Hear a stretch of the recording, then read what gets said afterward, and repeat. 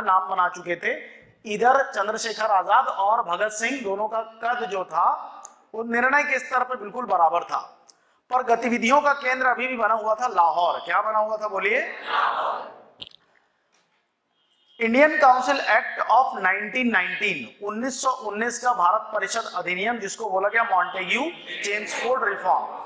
Montagu Chelmsford reform में ये clause था कि 10 साल के बाद, कितने साल के बाद? 10 साल के बाद, मतलब 1919 में आया था, 10 साल कब होगा? 1929।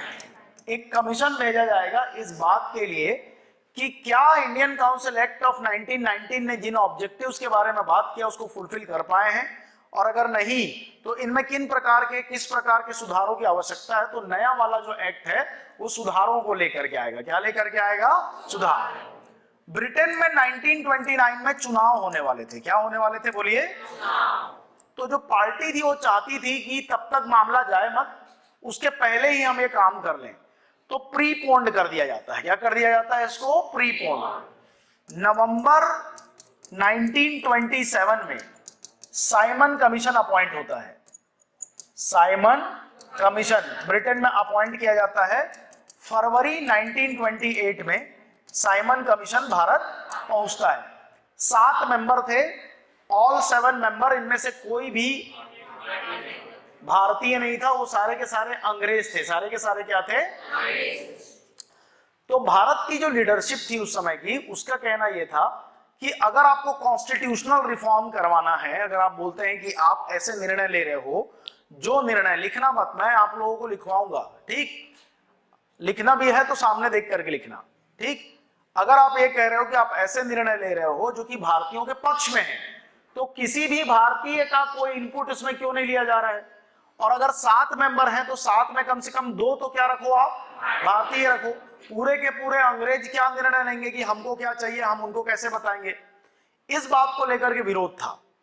ये जो विरोध था ये काफी मुखर हो गया और साइमन गो बैक के नारे लगने लगे पूरे भारत में।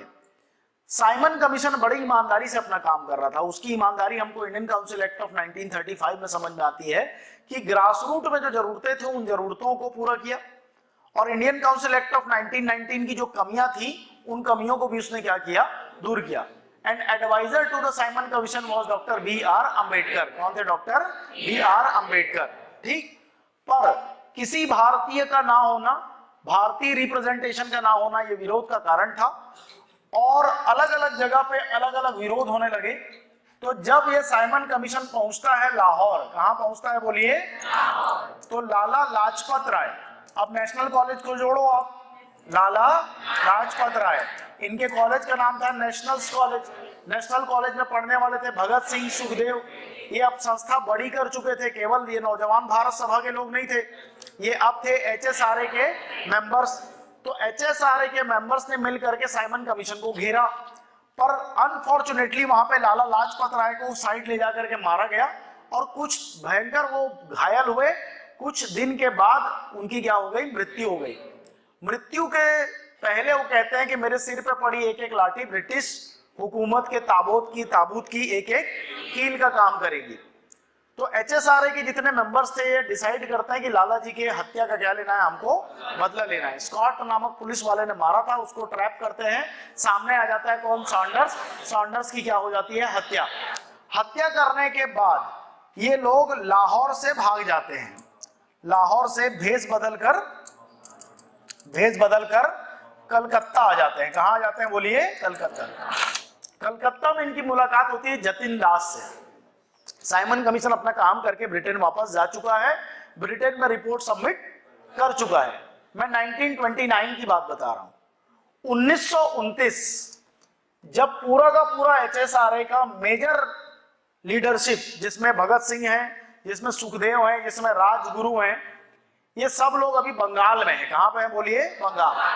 बंगाल में ये एक केमिस्ट से मिलते हैं जिसका नाम था जतिन दास, और उससे बम बनाना सीखते हैं। क्या सीखते हैं? अब 1929 में ब्रिटिश सरकार एक नया कानून लेके आती है जो बिल्कुल रोलेट एक्ट के जैसा था, ठीक? रोलेट एक्ट लाया था 1919 में। एक नया कानून 10 साल के बाद लेके आ रहे थे। देखो इतिहास रिपीट कर रहा है अपने आप को। उस समय मॉन्टेग्यू चेम्सफोर्ड आना था, क्या ले आए थे साथ साथ में? Rowlatt Act. अब एक नया रिफॉर्म आया, उसके साथ में क्या लेकर के आ गए? ये public safety bill. Public safety bill ये बिल्कुल वैसा ही था कि आपको बिना बताए, ना कोई दलील ना कोई वकील, उसी में ले जाकर के आपको अंदर कर देते। ठीक,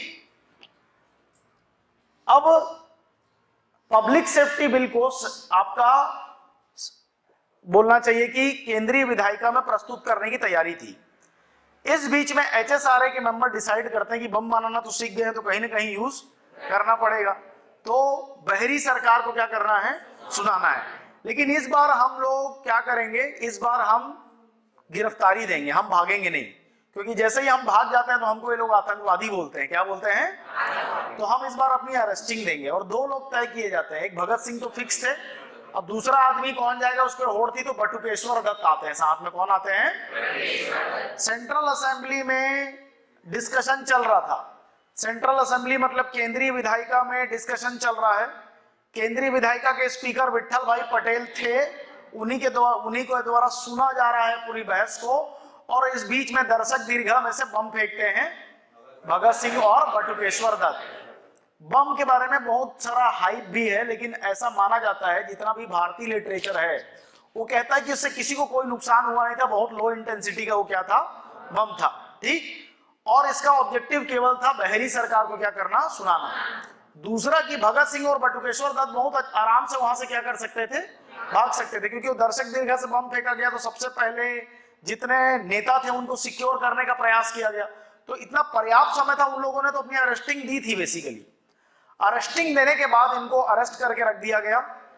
अरेस्ट करके जब कुछ दिन के बाद लाहौर की तरफ लाया गया, तब इनके ऊपर पता चला, इनके भीतर का एक व्यक्ति था जिसने भीतरघात कर दिया, कि ये वही लोग हैं जिन लोगों ने सॉन्डर्स की क्या की थी? हत्या कर दी थी।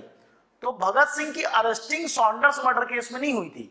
भगत सिंह की अरेस्टिंग किस कारण से हुई थी? तो पब्लिक सेफ्टी बिल के विरोध में इनकी क्या हुई थी? अरेस्टिंग। पर जब ये अरेस्ट हो गए तब किसी ने बता दिया, आंतरिक इनके किसी व्यक्ति ने, कि यही वो लोग हैं, और अन्य लोगों का भी नाम बता दिया कि ये इसमें क्या थे? शामिल थे। तो पूरा लिंक को ब्रेक किया जाता है। पूरा लिंक को ब्रेक करके सब लोगों को लाहौर